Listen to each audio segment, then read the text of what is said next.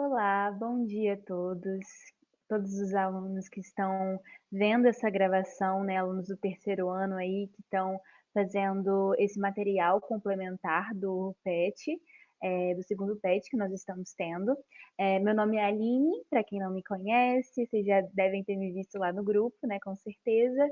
Sou bolsista do PIBID e aqui vamos começar hoje mais uma aula, né, desse momento de revisão em relação ao assunto sociedade e natureza, que é o primeiro conteúdo trabalhado nesse momento no segundo PET que nós estamos tendo.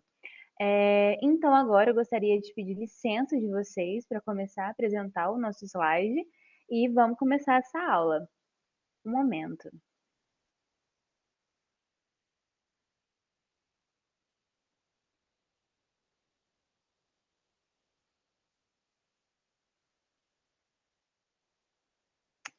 Bom, eu acredito que nesse momento já tenha começado a tela, né, ser apresentada para vocês.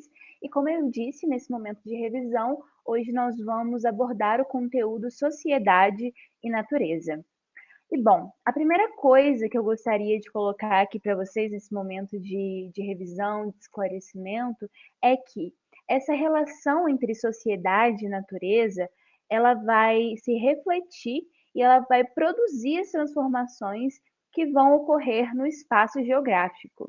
Então, eu quis colocar essa foto da cidade, né, do Rio de Janeiro, a capital, para justamente a gente refletir um pouco sobre isso, que é nesse momento, quando a gente observa essa imagem, nós vemos justamente essa relação, né, essa esse entrelaçamento entre a relação da natureza com a sociedade, né. Então nós vemos aqui o mar, nós vemos aqui algumas formações rochosas, né, e nós vemos aqui a cidade tomando conta desse espaço, né, que antes foi natural, que agora pode ser concebido como um espaço cultural, como um espaço social, como um espaço político.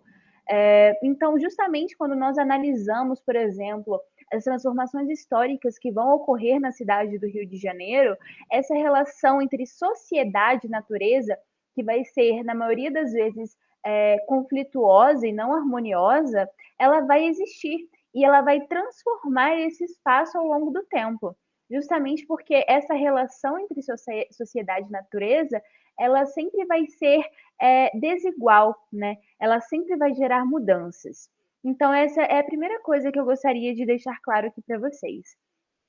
E antes da gente entrar nessa relação de sociedade e natureza, é importante que a gente tenha bem claro quais são os principais conceitos geográficos que englobam essa relação, né, quando nós estamos tratando desse espaço geográfico. Então, o primeiro conceito seria o conceito de lugar. O que é o conceito de lugar? É justamente, se trata desse espaço geográfico que tem relação com a intimidade. Então eu, por exemplo, eu sou a Aline, eu moro em Viçosa, né, no atual momento, eu estudo aqui, mas eu não sou daqui. Eu sou de uma cidade chamada Venda Nova do Imigrante, no Espírito Santo. Então, como eu tenho uma relação mais próxima com aquela cidade, pois foi a cidade que eu cresci, que eu fiz amizades, que eu criei de fato raízes, eu posso falar que esse local é o meu lugar, justamente porque eu tenho uma relação de intimidade, de subjetividade, de características, né, daquele lugar que também se tornaram pertencentes a mim, né, também fazem parte do que eu sou, da minha personalidade, né, em relação à cultura, aos costumes, aos jeitos, né, as habilidades que eu aprendi ali, assim como vocês, por exemplo, alunos, né, que são viçosenses, né, vocês criam uma relação com esse lugar, Viçosa, uma relação cultural, uma relação social. Então, o conceito de lugar seria isso.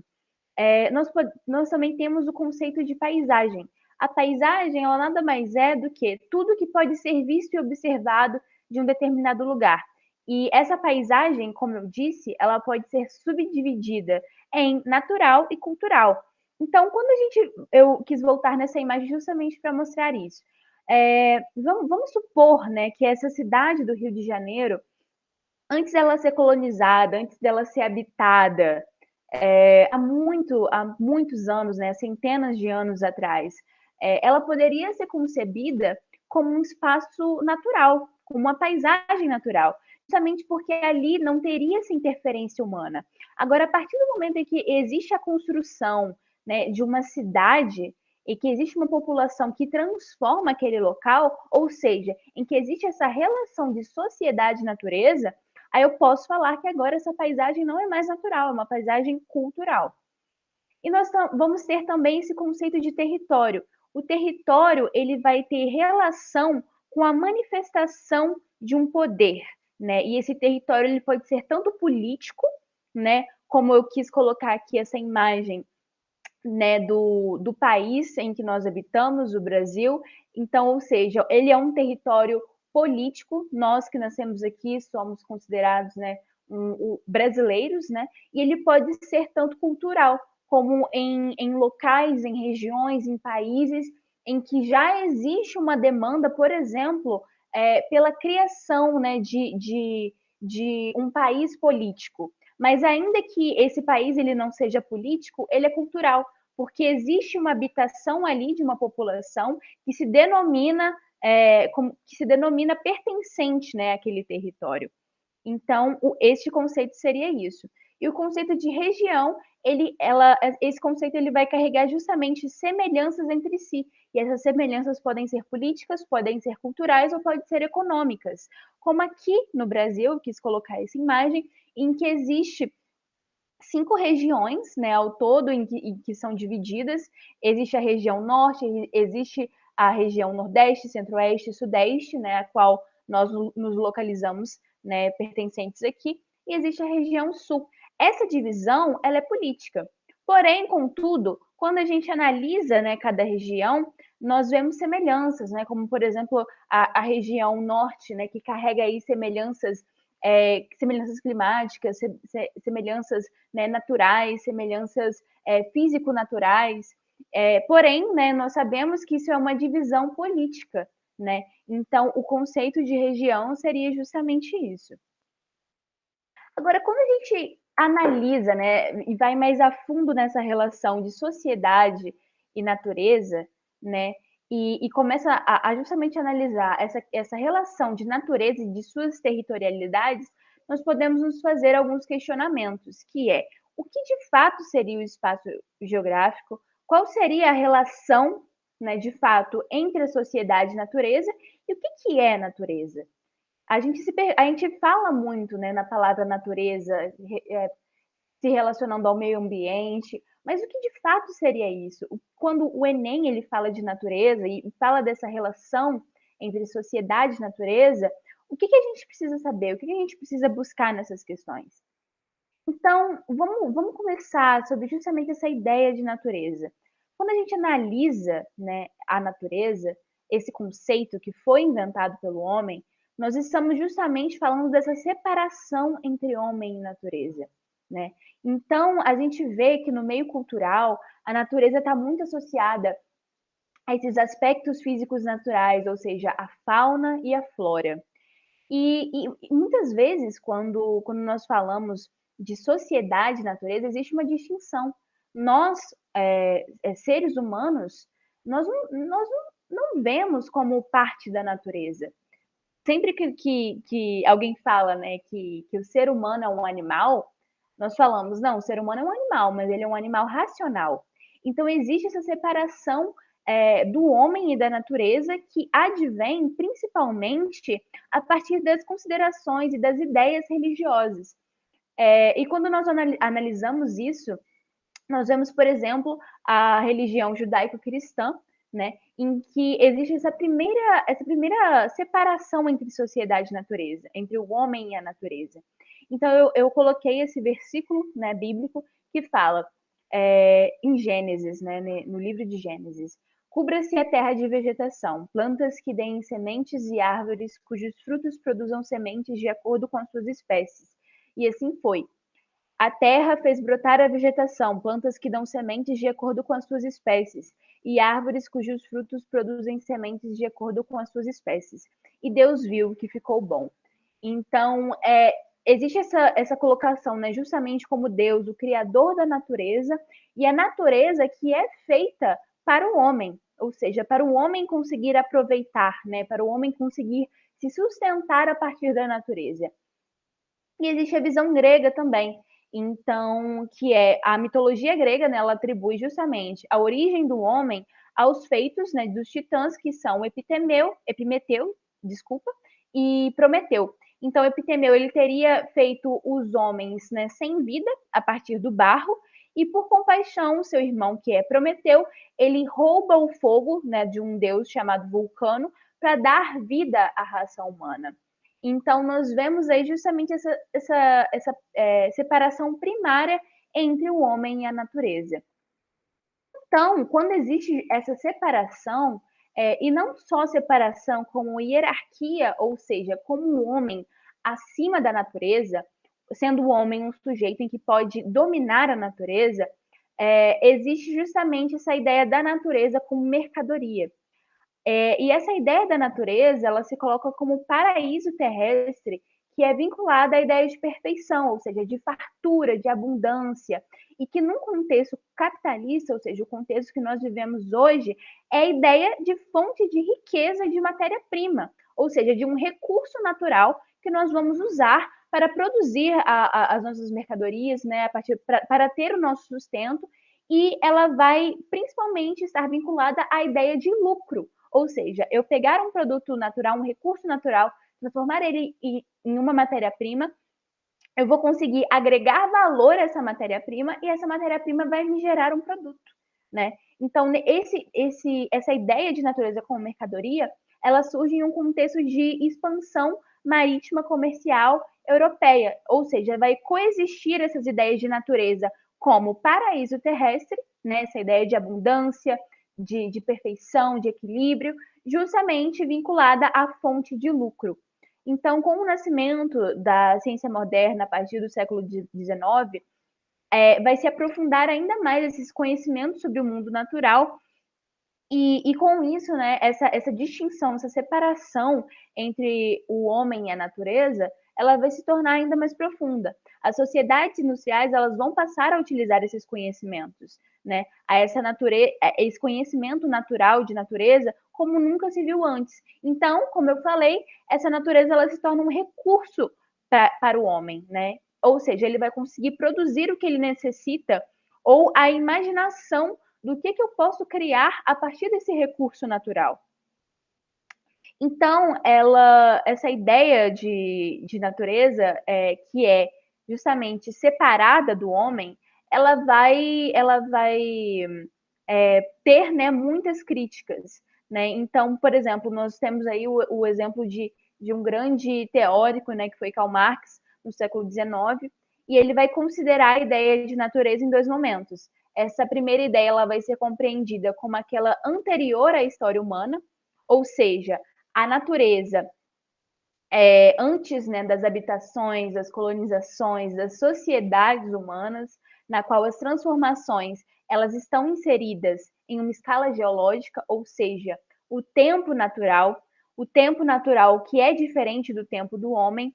Já a segunda natureza, ela é usada pelo homem para suprir as suas necessidades de sobrevivência.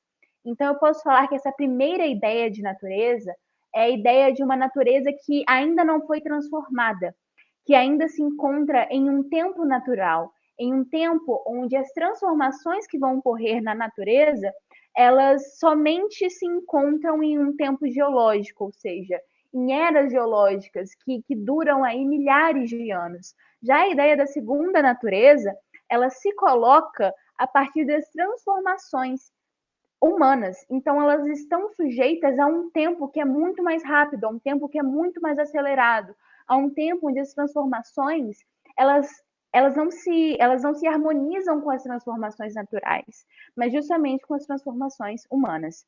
Então, aqui eu coloquei essa imagem que é justamente, né, dessa plantação de árvores, né, que vai servir, por exemplo, a indústria, né, da produção de papel. Então, essa árvore, ela se torna uma matéria-prima, ou seja, ela se torna um recurso natural que vai servir para a produção dessa indústria. Ou seja, o crescimento dessas árvores, a extração dessas árvores, ela não mais compreende a um tempo geológico, mas a um tempo humano. E quando nós analisamos esse momento contemporâneo na qual nós vivemos, nós chegamos no conceito de desenvolvimento sustentável. Com certeza vocês já ouviram falar muito disso. Isso também é um conceito que cai bastante no Enem. E o que seria esse desenvolvimento sustentável? Essa definição desse desenvolvimento sustentável seria o desenvolvimento capaz de suprir as necessidades da geração atual, ou seja, do modelo de produção na qual nós vivemos, sem comprometer a capacidade de atender às necessidades das futuras gerações.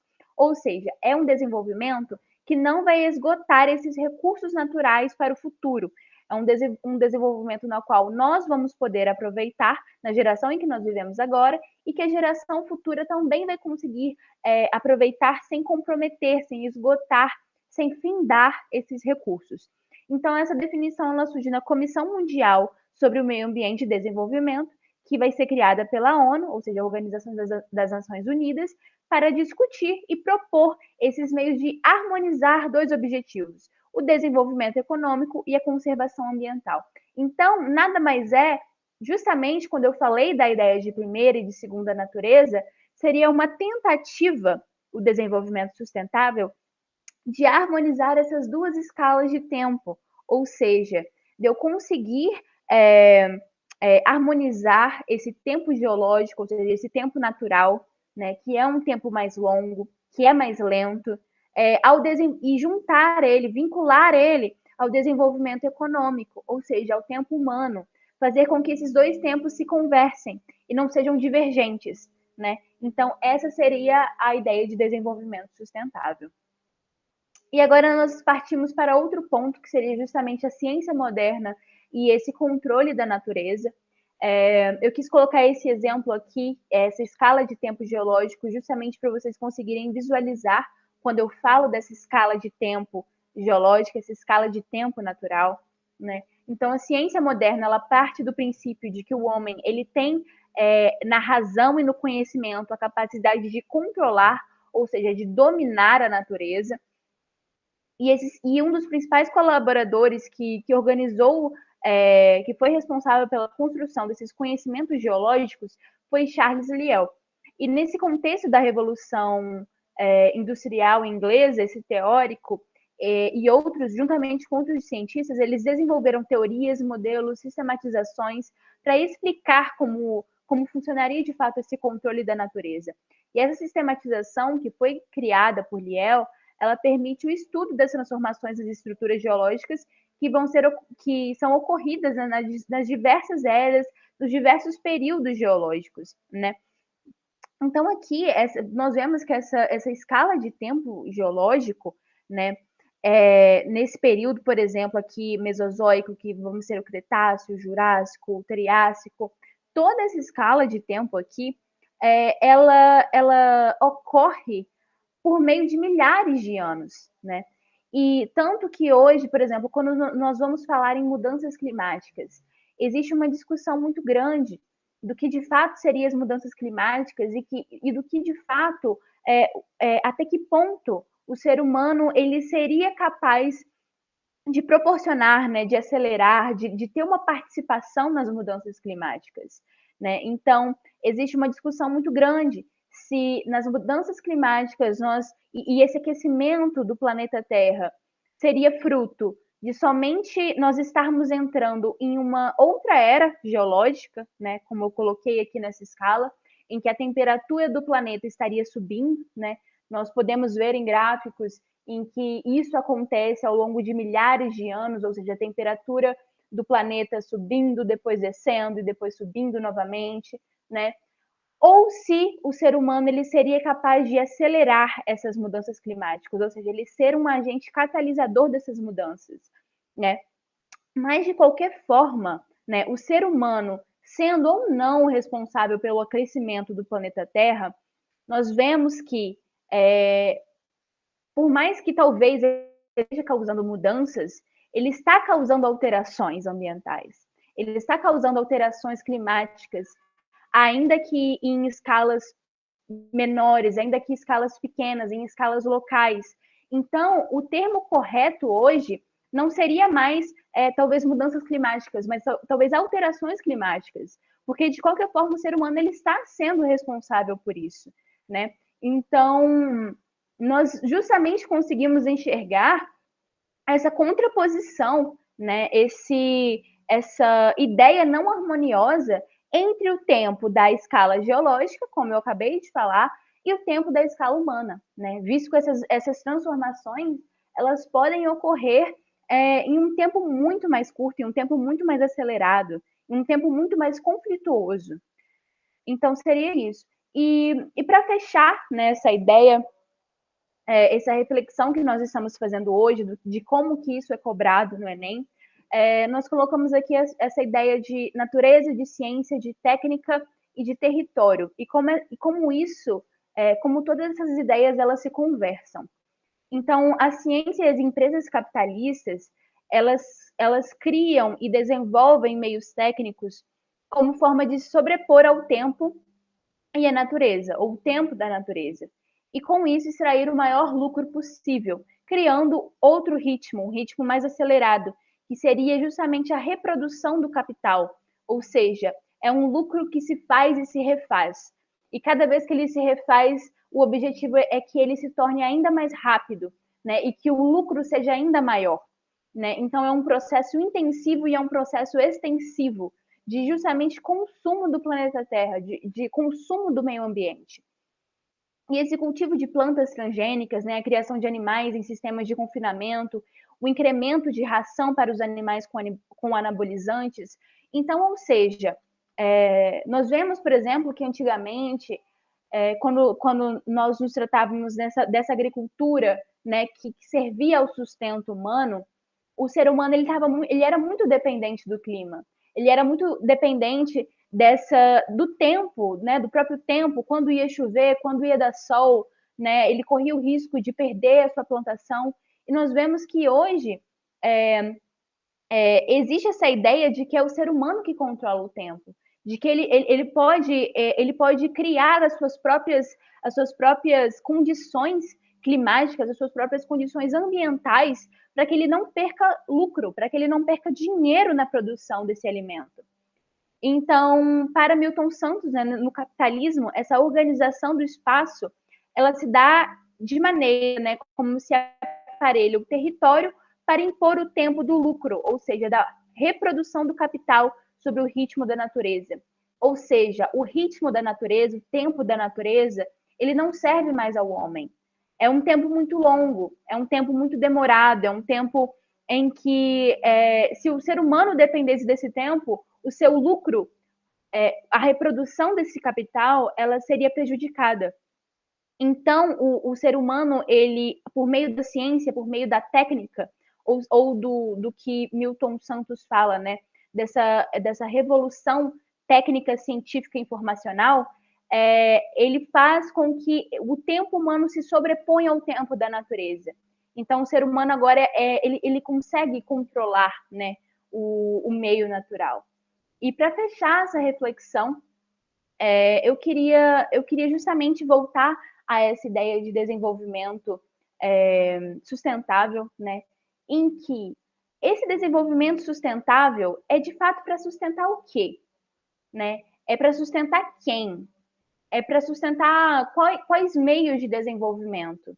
Né? E será que esse desenvolvimento sustentável ele serve a todos?